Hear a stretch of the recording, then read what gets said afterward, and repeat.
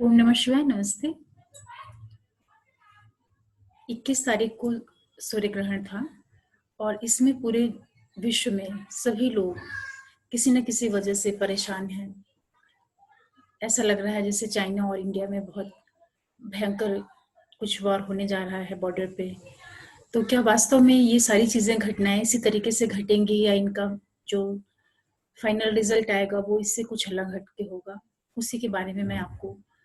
Astrological analysis के through कि क्या इसमें क्या चांसेस बन रहे हैं, क्या ये सही में युद्ध का रूप लेगा या कुछ अलग इसका परिणाम आएगा। देखिए, अभी जो ग्रहों की स्थिति है वर्तमान में, ग्रहों की स्थिति के अनुसार तो चीजें थोड़ा सा तकलीफ वाली हैं, क्योंकि अभी वर्तमान में जो ग्रहण भी लगा था तो ये मिथुन राशि में लगा और सूर्य, चंद्रमा, बुध और राहु एक साथ मिथुन राशि में रहे। तो इससे हुआ क्या कि सूर्य जो कि आत्मा का कारक ग्रह है और शासक का कारक ग्रह है, जो भी हमारी गवर्नमेंट होती हैं उनका कारक ग्रह है, और चंद्रमा जो है वो हमारा मन है, मस्तिष्क है। बुध ग्रह जो है वो हमारी बुद्धि है। तो ये सारे के सारे जो इम्पोर्टेंट प्लैनेट्स हैं वही ग्रहण में आ गए। तो जिस वजह से पूरे विश्व में हर ओर सभी लोग किसी न किसी वजह से परेशान हैं, पीड़ित हैं। लेकिन इस ग्रहण के बाद जो ग्रहों की स्थिति निर्मित हो रही है, तो ये धीरे धीरे करके जो जून का लास्ट का टाइम आएगा, लगभग 30 जून के बाद जो स्थितियां बनेंगी वो धीरे धीरे करके सारी चीजें सेटल होने की ओर जाएंगी। और आप लोग देखेंगे कि जो भी चाइना का इंडिया के साथ में जो वार हुआ है, ये जिस तरीके से आभास हो रहा है लोगों को, या अभी तक ऐसा लग रहा था कि ये बहुत बड़े युद्ध का रूप ले सकता है, तो उस तरह की स्थिति नहीं निर्मित होने पाएगी। क्योंकि वर्तमान में जो हमारा भारतवर्ष है, भारतवर्ष की जो स्वतंत्रता की कुंडली है वो बहुत ही मजबूती लिए हुए है। और साथ ही साथ जो हमारे प्रधानमंत्री नरेंद्र मोदी हैं, उनकी भी जो हॉरोस्कोप है, उनकी जो भी महादशा चल रही है वो भी काफी स्ट्रांग स्थिति में है। और जो चाइना है, चाइना की जो हॉरोस्कोप है उसमें जो ग्रहों की प्लेसमेंट है, इन तीनों की अलग अलग जब मैंने उसको देखा, उसके ग्रहों की प्लेसमेंट और उनकी जो स्ट्रेंथ थी, तो उसके आधार पे जब मैंने कैलकुलेशन की तो एकदम ये क्लियर हो रहा, स्पष्ट हो रहा है कि देखिए जो ये युद्ध जैसा माहौल निर्मित हुआ है, ये किसी भी तरह की फाइट आर्मी लेवल पे तो नहीं होगी। आर्मी लेवल पे इसलिए नहीं होगी क्योंकि मकर लगन की पत्रिका है चाइना की, और चाइना का जो नेचर है, क्योंकि मकर लग्न क्या होता है कि बहुत ज्यादा जुझारूपन को, बहुत ज्यादा एक तरीके से मकर जो होता है वो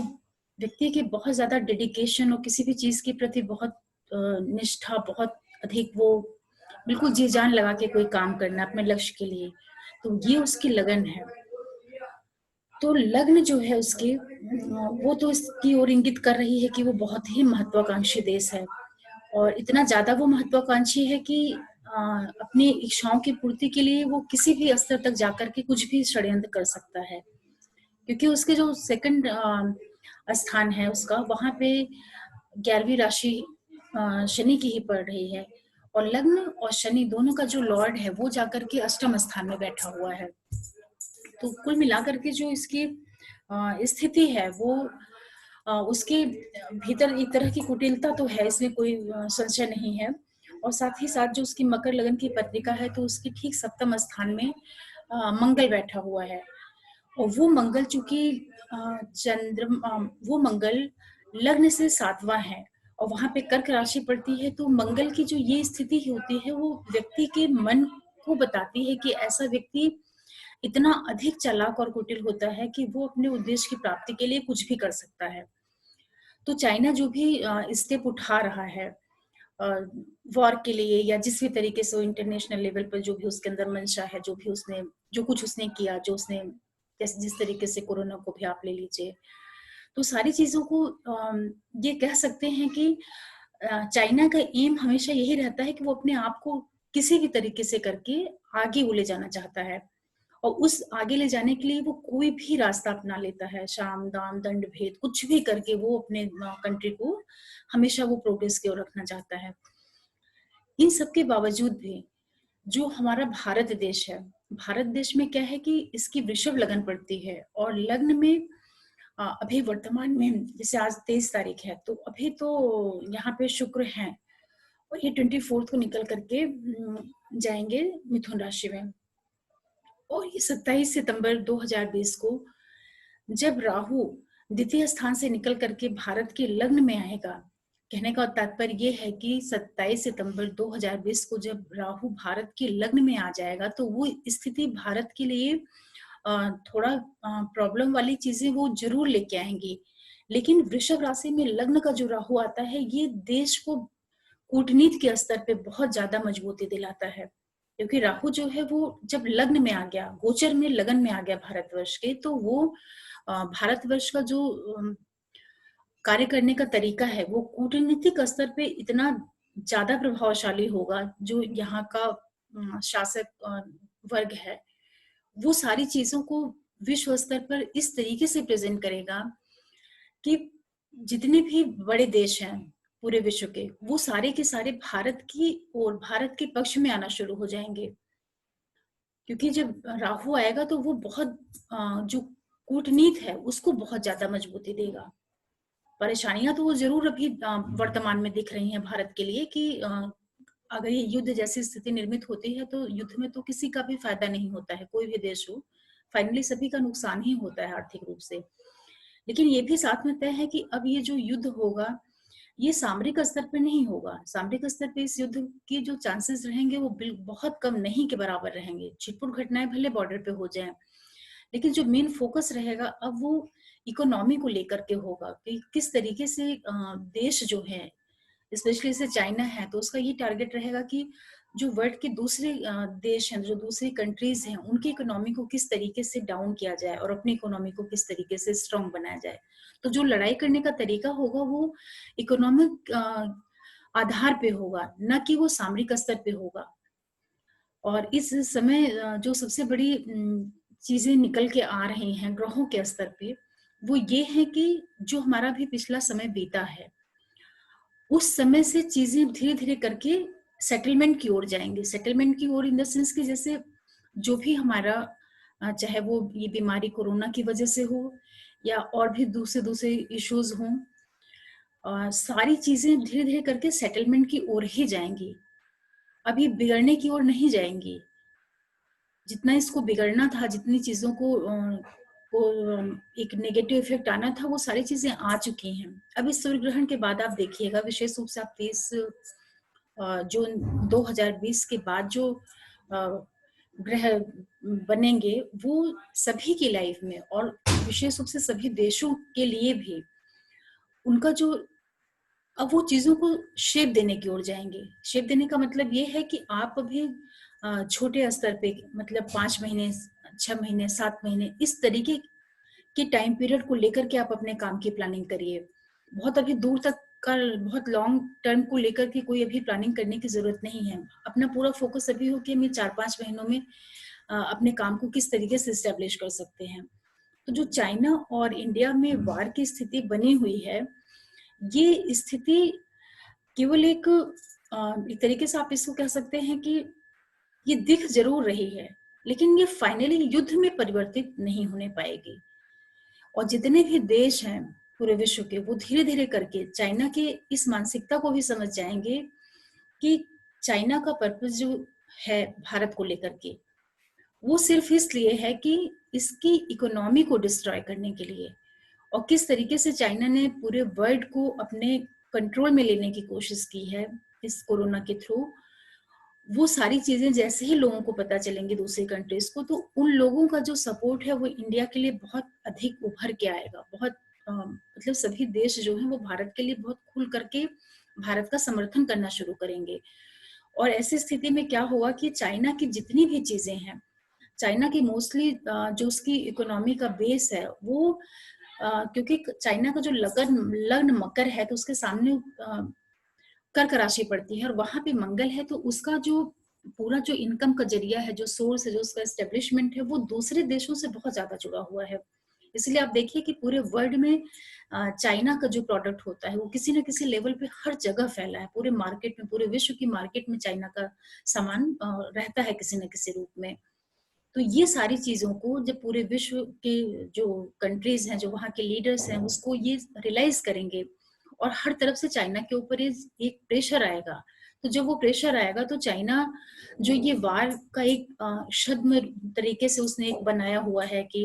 एक्चुअली वो भारत के ऊपर एक तरीके का प्रेशर क्रिएट करना चाह रहा है। क्योंकि उससे क्या है कि भारत के ऊपर प्रेशर क्रिएट करके वो जो भारत की मार्केट है, उसके ऊपर वो अपना पूरा प्रभुत्व बनाना चाहता है कि यहाँ की जो इकोनॉमी है वो उसके कंट्रोल में आ जाए। और ऐसा होने नहीं पाएगा। ऐसा इसलिए नहीं होने पाएगा कि अभी वर्तमान में जो हमारा भारत देश का जो लगन है वृषभ, तो इसमें जो ग्रहों की स्थिति है वो यही संकेत करते हैं कि कितनी भी विषम परिस्थिति आ जाए, फाइनली लास्ट में भारत बहुत स्ट्रांग होकर के बाहर आएगा। बहुत ही वो स्ट्रांगली अपनी चीजों को वापस इस्टेब्लिश करेगा, जो कि किसी भी कंट्री ने, स्पेशली चाइना ने तो इमेजिन ही नहीं किया होगा कि जो, क्योंकि उसके दिमाग में आज भी यही चीज होगी कि 1962 वाला इंडिया है। तो 1962 वाला जो इंडिया की स्थिति थी वो अब नहीं है। अब हमारा जो हमारे जो शासक हैं वो बहुत ही कूटनीतिक स्तर पे बहुत ज्यादा स्ट्रांग हैं, क्योंकि नरेंद्र मोदी जी की एक तो अभी चंद्रमा की महादशा चल रही है, जो कि उनके भाग्येश की महादशा है। और इनकी वृश्चिक लगन की पत्रिका है, लग्न में ही इनका लग्नेश मंगल बैठा हुआ है भाग्येश चंद्रमा के साथ में। तो ये इनको लग्नेश चूंकि लगन में बैठा है, तो ये व्यक्त करता है कि ऐसा व्यक्ति किसी भी तरह के निर्णय को करने में, किसी भी तरह के डिसीजन लेने के लिए और कूटनीति के स्तर पे हर एक तरीके से बहुत ज्यादा सक्षम व्यक्ति हैं। ये परिस्थितियों को देखते हुए किस तरीके से चीजों को अचानक चेंज करना है, डिसीजन को चेंज करना है, किस तरीके से वर्ल्ड लेवल पर लोगों को अपने फेवर में लाना है, कैसे किसी चीजों को अपोज करना है, ये सारी चीजें इनको बहुत अच्छे से करने आती हैं। तो ओवरऑल जो स्थिति निर्मित हो रही है इंडो और चाइना को लेकर के, इंडो चाइना वार को लेकर के जो लोगों के अंदर एक संशय है, आप लोग ये समझ लीजिए कि ये स्थिति बिल्कुल फाइट जो फेस टू फेस लड़ाई होती है उस तरह की स्थिति नहीं बनेगी। ये जो भी वॉर होगा ये इकोनॉमी के लेवल पर ही होगा और फाइनली इसमें चाइना को हार मिलेगी। और ये जो हार का पीरियड आएगा ये क्योंकि चाइना क्या है कि उसका जो जो उसका चाइना का देश जो है वो मकर लगन का होने के कारण वो बहुत ही कूटनीति, बहुत जिसको कहते हैं कि उसके मन में क्या चीज है ये कोई जान नहीं पाता है, लेकिन उसका जो एम होता है, टारगेट होता है, वो हमेशा मतलब उसको समझ पाना बहुत ही मुश्किल काम है। लेकिन ये बहुत अच्छा है कि जो हमारे पीएम हैं, आप एक तरीके से कह सकते हैं कि एक और मकर लगन वाला देश है और उसका सामना करने के लिए, उससे फाइट करने के लिए जो कंट्री का लीडर है वो वृश्चिक लगन वाला है। तो वृश्चिक लगन भी अपने आप में बहुत ही रहस्यमयी और बहुत गहरी लगन होती है। तो जब दो ऐसे व्यक्तियों का आमना सामना हो रहा है, क्योंकि वहां के राष्ट्रपति जो है उनकी हॉरोस्कोप की कोई डिटेल में या कोई उसकी ये जानकारी नहीं है कि उनका जो जन्म का समय है वो सही है, इसलिए उनको नहीं ले पा रहे हैं एनालिसिस करने के लिए। उनकी पत्रिका नहीं मैंने यूज की है, सिर्फ चाइना देश के जो प्लैनेट्स हैं उनके हॉरोस्कोप में उसको लिया है और अपने प्रधानमंत्री और अपने देश के जो हॉरोस्कोप है उसको मैंने कैलकुलेशन करने के बाद ये एक डिसीजन निकाला कि क्या चांसेस हो सकते हैं। तो जो हमारे प्रधानमंत्री हैं वो कितनी भी विकट, मतलब इस समय हमारे देश के प्रधानमंत्री के आगे अगर किसी भी कोई भी देश आ जाए, आज की तारीख पे कोई भी देश आ जाए, चाहे वो चाइना हो, यूएस हो, कोई भी कंट्री आ जाए, लेकिन पीएम जो है नरेंद्र मोदी हैं, ये वृश्चिक लगन के व्यक्ति हैं और लग्नेश और भाग्येश दोनों का इनको सपोर्ट है। तो ये जरूर है कि इनको अभी वर्तमान में अपने ही देश में, अपने ही देश के जो अंदरूनी दूसरी पार्टीज हैं, जो दूसरे लीडर्स हैं, उनका इनको विरोध सहना पड़ सकता है। क्योंकि अभी क्या है, जस्ट अभी प्रेजेंट में देखा जाए तो सूर्य जो है वो भी ग्रहण की स्थिति में था, जो कि अभी 15-16 जुलाई को निकल जाएगा, वो फ्री हो जाएगा सूर्य। तो इस पीरियड में थोड़ा सा है अंदेशा कि इनको अपने ही देश के लोगों का विरोध का सामना करना पड़े। लेकिन कोई भी सिचुएशन आए, हमारा देश और हमारा प्रधानमंत्री दोनों ही चाइना को बिल्कुल एक किनारे करके और अपना इंडिया, अपना भारत देश जो है बहुत ही अच्छे से स्टैब्लिश होगा। तो ये जो वार की स्थिति निर्मित हुई है, जो लोगों के अंदर एक आशंका है कि ये सारी चीजें बहुत ज्यादा नुकसान करेंगे, डिस्ट्रॉय करेंगे, नुकसान तो होगा। जब कोई युद्ध होता है, कुछ भी होता है, तो उसमें थोड़ी बहुत तो हानि सभी को होती है। लेकिन ये हानि भी जो है भारत को फाइनली एस्टेब्लिश ही करेगी। आप ये इस चीज को आप देखिएगा, रियलाइज करिएगा। मैंने इसके पहले भी कोरोना के टाइम पे एक वीडियो बनाया था, वहां पर भी मैंने कहा था कि कोरोना का जो प्रभाव पूरे विश्व पे पड़ेगा उसकी तुलना में भारतवर्ष के ऊपर, भारत की जनसंख्या के आधार के ऊपर, जो यहाँ की पॉपुलेशन है जितनी ज्यादा, उसके आधार पे जो यहाँ पे इफेक्ट आएगा वो एक तरीके से नहीं के बराबर रहेगा, क्योंकि हमारी आबादी करोड़ों में है। तो उसके तो उस उससे तुलना करते हुए उसके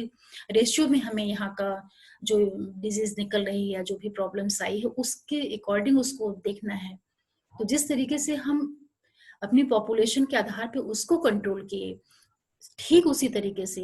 ये सारी विपरीत स्थितियों के बावजूद भी हमारा देश वर्तमान में जो है, और जो हमारे प्रधानमंत्री हैं, ये दोनों मिल करके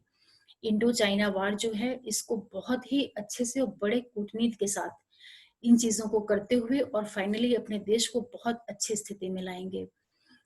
इस पीरियड में सिर्फ हम लोगों को एक ही चीज करनी है कि पेशेंसली जितना हो सके अपने देश के लिए सपोर्ट करें, और किसी भी तरह के बहकावे में, किसी भी तरह के उन्माद में, किसी भी तरह के पॉलिटिकल जो पार्टीज के रिएक्शंस होते हैं उन चीजों से ना प्रभावित हों, बल्कि पूरे विश्वास के साथ जो अपनी गवर्नमेंट है प्रेजेंट में अभी, उस पर विश्वास करें और उसको मजबूत करने की कोशिश करें। क्योंकि प्लेनेट जो अभी प्रेजेंट में है गोचर में, वो भारतवर्ष के लिए बहुत सपोर्टिंग है। कितना भी उठापटक हो, कुछ भी हो जाए, लेकिन फाइनली भारत को जीत मिलेगी। इस समय पे भारत 62 वाली स्थिति में नहीं है, क्योंकि 62 में जिस तरीके से चाइना ने भारत को डिफीट किया था, वो स्थिति आज की नहीं है। आज चाइना को वार जैसी चीज को आगे बढ़ाने के लिए कई बार सोचना पड़ेगा, कई कई बार उसको सोचना पड़ेगा और पीछे हटना पड़ेगा, क्योंकि चाइना की सारी जो इकोनॉमी है वो वर्ल्ड के दूसरे कंट्रीज में जो उसके प्रोडक्ट जाते हैं उसी से उसकी अर्निंग होती है। तो ये एक बहुत बड़ा फैक्टर है। चाइना एक साथ सबके साथ में विरोध नहीं कर सकता है, और इसी चीज का जो हमारा देश है और जो हमारे प्राइम मिनिस्टर हैं, उसकी इस कमजोर जो स्थिति है, जो उसको समझ करके और उसी पे वार करेंगे। और चाइना को हर हालत में भारत के आगे से हटना पड़ेगा। सारी वार जैसी स्थिति होने के बावजूद भी ये वार कम से कम युद्ध के स्तर पे तो नहीं होगा। जो भी कुछ होगा, जो भी इसमें होगी कूटनीति, वो केवल फाइनेंस के लेवल पे होगी। आशा करती हूँ कि आपको इस वीडियो से इंडो चाइना को लेकर के जो प्रेजेंट में एक बहुत ज्यादा टेंशन और एक बहुत डर का माहौल बना हुआ है,